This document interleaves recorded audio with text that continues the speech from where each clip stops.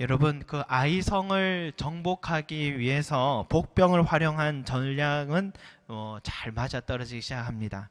이 여호수아가 이끄는 이 주력군은 아이성 앞에까지 다가와 진을 쳤습니다. 그리고 아이성 군사들은 고지대에 있는 이 유리한 점을 잘 활용해서 거꾸로 쫓아 내려가면은 분명히 도망 내려가는 길은 오히려 더 어렵기 때문에 패배할 가능성이 더 높음을 알고, 이 지난번의 패배에도 불구하고 아직도 정신을 못 차리고 또다시 접근하는 이스라엘 백성들의 길을 확실하게 꺾어버리자라는 생각에 아이왕은 아이성 장정들을 모두 데리고 성문 밖으로 쫓아나왔습니다. 그런데 참 생각보다 너무 쉽게 무너지는 이스라엘 백성들을 보았습니다. 또 주랭랑을 치는 이스라엘 이 군사들을 보면서 계속해서 쫓아간 겁니다. 그런데 이 베델과 아이 사이쯤에 왔을 때 이상한 일이 일어났습니다. 보통 도망을 가던 그 여호수아 장군이 갑자기 창을 든 손을 높이 들어 올리는 겁니다.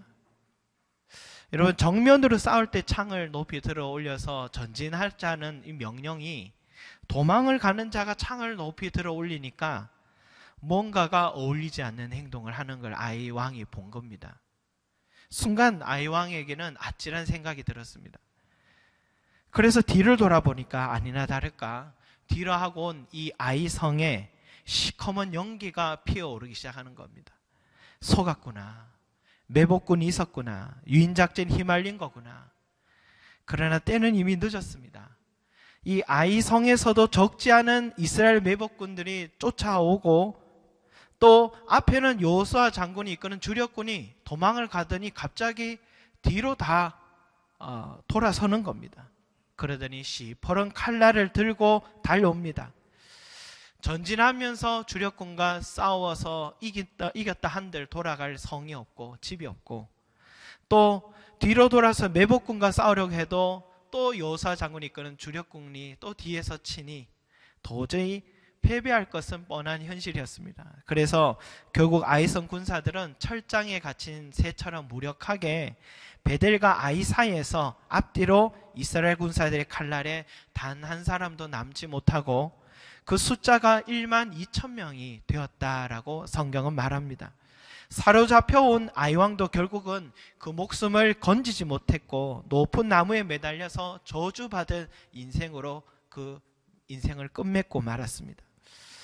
여러분, 아이왕의 패배의 원인이 무엇인가요?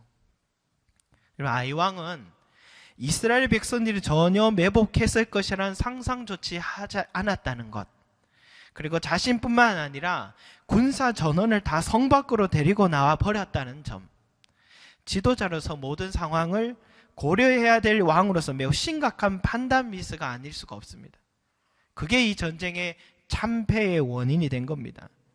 그런데 그에 반해서 여호수아는 이 매복이라는 전술을 활용했고, 또 매복한 인원이 충분한데도 불구하고 아이성 안에 남아있는 군사들과 혹시 남아있을 군사들과 싸울 것을 대비해서 추가로 5천 명을 더 매복시켰고, 주력군과 미리 패배한 척하고 유인하자고 입을 맞췄고, 또 짜여진 각본대로 창을 들 때 매복군들이 아이성을 점령하고, 또 베델과 아이 사이쯤 유인되면 주력군들은 다시 뒤돌아서 아이성 군사들을 포위하고 멸하자라는 이 시나리오를 다 진행하고 준비했던 그대로를 했던 것입니다. 이거 보면은 여러분, 똑같은 지도자지만 한 사람은 눈앞에 있는 것만 보았고 또 한 사람은 매우 포괄적인 시야로 상황들을 만들어가는 것, 무엇이 이런 차이를 만들었을까? 여호수아가 전쟁 경험이 더 많아서일까? 아닙니다. 광야 생활부터 가나안 땅에 들어오기까지 손에 꼽을 만한 전투 경험을 가졌을 뿐입니다. 반면에 가나안 땅은 매우 전쟁이 많은 땅이었습니다. 아이성은 동서남북이 탁 트여 잘 보이는 지형적인 군사적인 좋은 땅에 서 있었기 때문에 그 땅을 탐내는 수많은 적들이 많이 있어서 많은 싸움을 치렀습니다. 그렇게 지켜냈던 아이왕입니다. 그러니까 아이왕과 아이성 사람들은 매우 전쟁에 능한 사람들이라 할 수 있습니다. 그런데 왜 이번 전쟁에서 아이왕은 처음 전쟁 나서는 지도자처럼 판단 미스를 했던 것일까? 그것은 여러분 8장 1절 말씀에 나와 있습니다. 8장 1절 말씀에 이런 말씀이 있습니다. 내가 아이왕과 그의 백성과 그의 성읍과 그의 땅을 내 손에 넘겨주리라. 8장 18절 말씀에도 내가 이 성을 내 손에 넘겨주리라. 여러분, 아이왕의 실패와 여호수아의 성공 사이에는 결정적인 원인이 있는데 그것은 하나님이 함께 하심에 있었습니다. 처음 모세가 떠난 후에 내가 어떻게 이 많은 사람을 데리고 가나안 땅에 들어갈까 염려한 여호수아에게 하나님이 찾아오셔서 두려워하지 말고 놀라지 말아라. 내가 어디로 가든지 내 하나님 여호와가 너와 함께 하느니라 말씀하셨습니다. 여러분, 전쟁의 승패는 여기에 달려 있습니다. 인생의 성공과 실패는 여기에 있는 것입니다. 하나님이 나와 함께 하시고 그 확신이 내 안에 가득하면은 내 마음은 매우 여유가 있습니다. 그리고 생각의 폭이 달라지고 또 하나님의 지혜가 나의 지혜가 되고 하는 모든 일들이 형통한 은혜가 펼쳐지는 겁니다. 고난 속에 파묻혀도 하나님이 나를 건져주신다는 확신 때문에 다시 또 일어서게 되는 겁니다.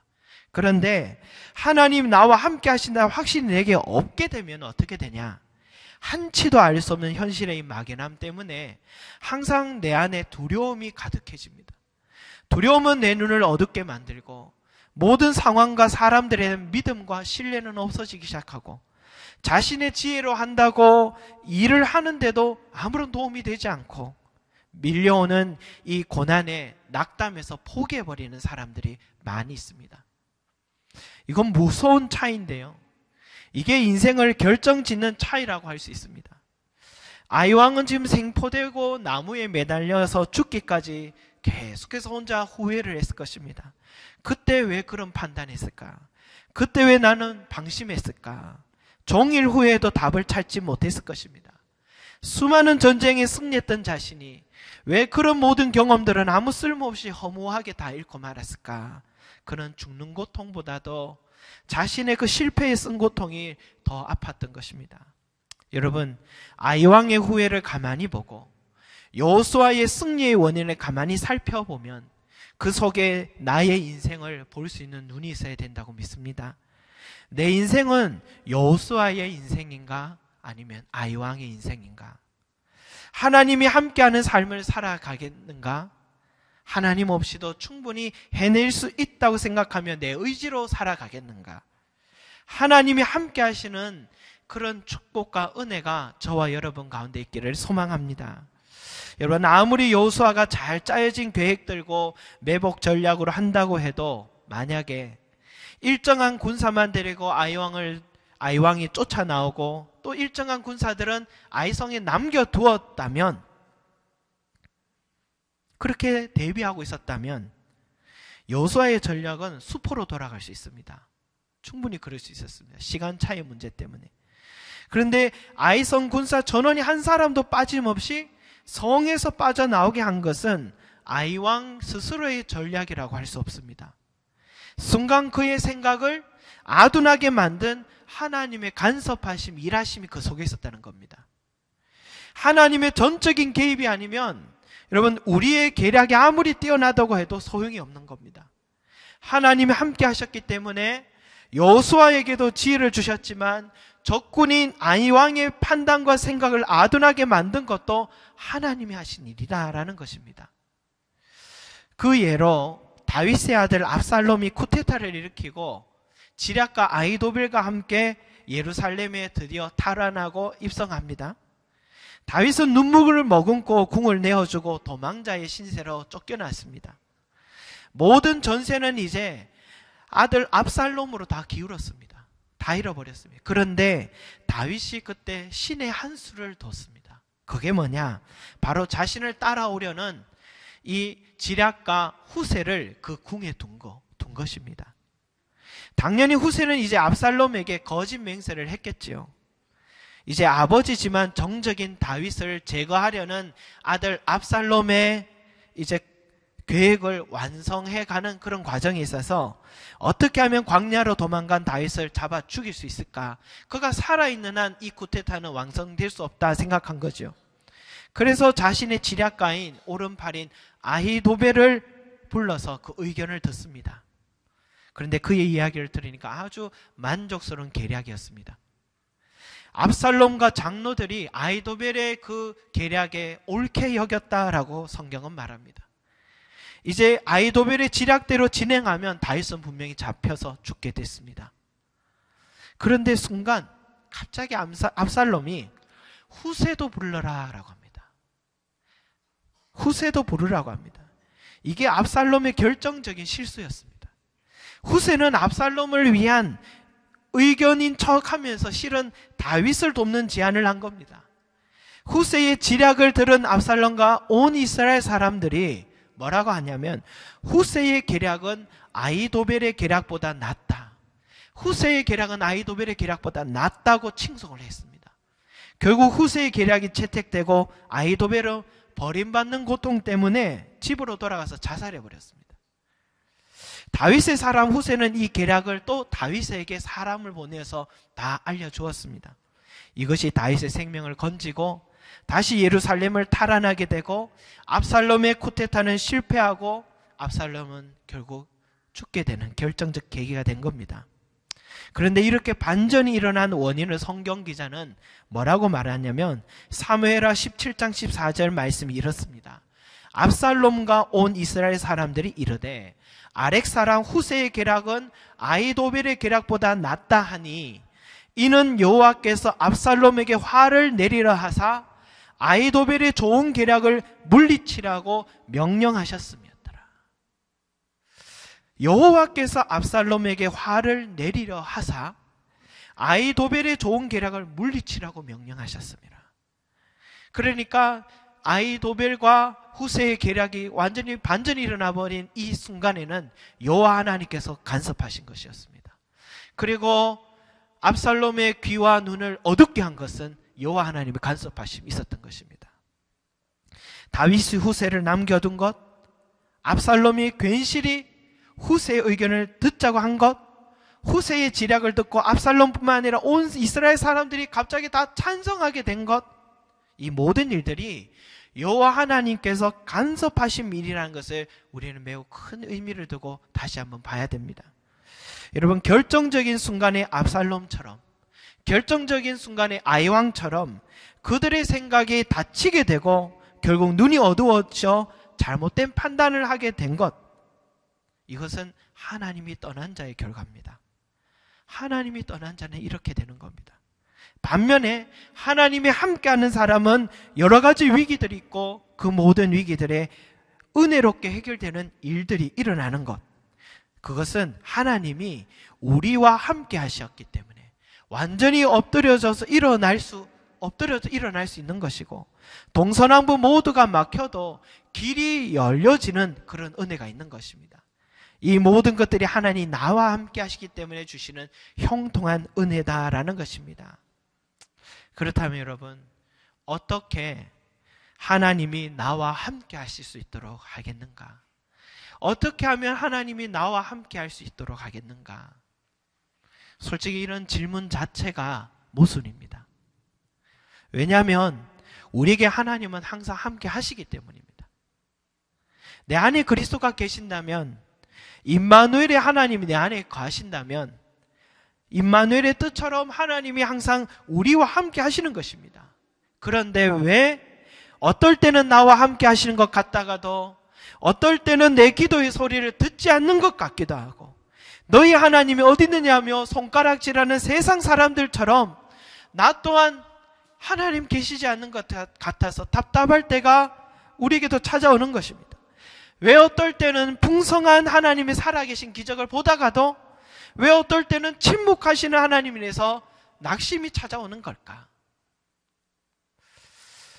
사랑하는 여러분, 하나님이 나와 함께 하시고 우리와 함께 하시는 놀라운 일들을 계속해서 우리가 경험하기를 원하신다면 오늘 여호수아의 자세에서 우리가 잘 확인해야 될 부분이 있습니다. 그것은 여호수아처럼 탁월한 전략도 전략이지만 그것을 여호사는 의지하지 않았다는 겁니다. 더 중요한 하나님의 능력을 여호수아가 의지했다는 사실을 볼 수 있습니다. 하나님은 여호수아에게 이렇게 명령하십니다. 18절을 한번 같이 한번 읽어보겠습니다. 18절입니다. 시작. 여호수아께서 여호수아에게 이르시되 내 손에 잡은 단창을 들어 아이를 가리키라. 내가 이 성읍을 내 손에 넘겨주리라. 여호수아가 그의 손에 잡은 단창을 들어 그 성읍을 가리키니 했습니다.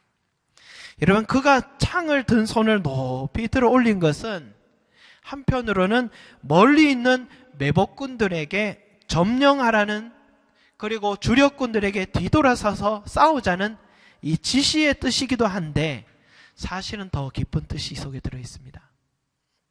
왜냐하면 26절을 한번 같이 한번 보겠습니다. 26절입니다. 시작. 아이 주민들을 진멸하여 바치기까지 여호수아가 단창을 잡아 든 손을 거두지 아니하였고 그랬습니다. 여러분, 그가 높이 든 손을 만약 명령의 손짓이었다면 그 명령이 시행되는 순간 그 손을 내리고 그 창을 들고 이제는 뛰어들어가는 그 행동을 하는 게 정상입니다.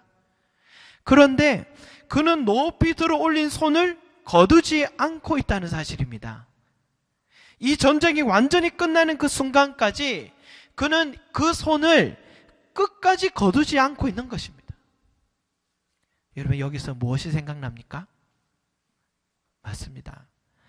출애굽기 17장에 이 과거 이스라엘과 아말렉과의 전쟁에서 모세가 지팡이를 손에 잡고 두 손을 높이 들어 올리면 여호수아가 이끄는 이스라엘 군이 아말렉 군사와 싸울 때 이기고, 팔이 아파서 이렇게 내리면 아말렉이 이기는 겁니다. 그래서 이 사실을 알고 옆에 있는 아론과 훌이요, 모세의 팔을 양쪽에서 맡아서 높이 들어 올려준 겁니다. 그 손을 언제까지 올렸냐면 해가 지도록. 그래서 여호수아가 이끄는 그 군사가 아말렉군을 진멸시키는, 그리고 그 진멸시키기까지 두 손을 들고 있었던 장면이, 그 현장에 누가 있었습니까? 여호수아 장군이 직접 전쟁했기 때문에 잘 압니다. 여호수아는 이걸 기억하고 있었던 것입니다. 그때 그 전쟁의 승리의 원인이 어디에 있었던 것인지 그는 기억한 겁니다. 그래서 그는 팔이 부서지는 아픔이 있어도 아이성 군사 한 사람도 빠지지 않고 진멸될 때까지 그는 높이 들어 올린 손을 내리지 않았던 것입니다. 손을 높이 들어 올린다는 것은 이 전쟁은 하나님을 의지하고 하나님이 도우셔야만 승리할 수 있다는 믿음입니다. 여러분, 손을 높이 들어 올리는 것, 우리 또한 여러분과 제가 손을 높이 들어 올리고 있는지 한번 자신에게 자문해 봐야 되겠습니다. 삶의 계획과 매뉴얼은 매우 멋지게 확신을 갖고 그것에만 혹시 의지하고 있는 것은 아닌지, 모세와 여호수아를 기억하시길 바랍니다. 그들이 들어올린 팔의 의미를 기억하십시오. 내가 진정으로 의지하는 것은 사람의 계략이 아니라, 숫자의 많고 적음이 아니라 하나님이 우리와 함께 하심에 있다는 사실, 하나님의 일하심이 끊이지 않도록 그들은 손을 내리지 않았다는 사실, 하나님을 향한 믿음의 손, 하나님께 부르짖는 기도의 손을 그들은 끝까지 내리지 않았다는 사실을 우리가 기억하고, 이쯤 되면 다 되었다고 방심하지 마시고, 이렇게 해도 하나님은 계시지 않는 것 같다고 의심하지 마시고, 여러분들이 들어올린 그 두 손을 거두지 마시길 바랍니다. 그러면 하나님께서 끝까지 자신을 믿고 들어올린 그 손을 보시고 역사해 주실 줄로 믿습니다. 더불어서 내 옆에 두 손을 들고 기도하다가 낙심한 자가 있다면 그에게 다가가서 떨어뜨린 손을 다시 함께 들어줄 필요도 있습니다. 그게 뭐냐? 교회입니다. 그게 교회입니다. 서로 기도하라고 야고보가 우리에게 말한 것 같이 내 옆에 있는 지체의 기도의 제목을 나의 기도로 생각하고 함께 기도해 준다면 나만 절대로 교회는 성공할 수 없습니다. 나만 인생에 승리할 수 있는 것이 교회가 아닙니다. 교회는 우리 모두가 지체가 되어서 한 몸이 되어서 그리스도와 함께 승리하면 같이 승리하고 가나안 땅을 건너면 같이 건너는 거지 나 혼자 건너는 법은 없는 겁니다. 우리 모두가 함께 승리하는 은혜가 함께 두 손을 들어줄 때에 올 줄로 믿습니다.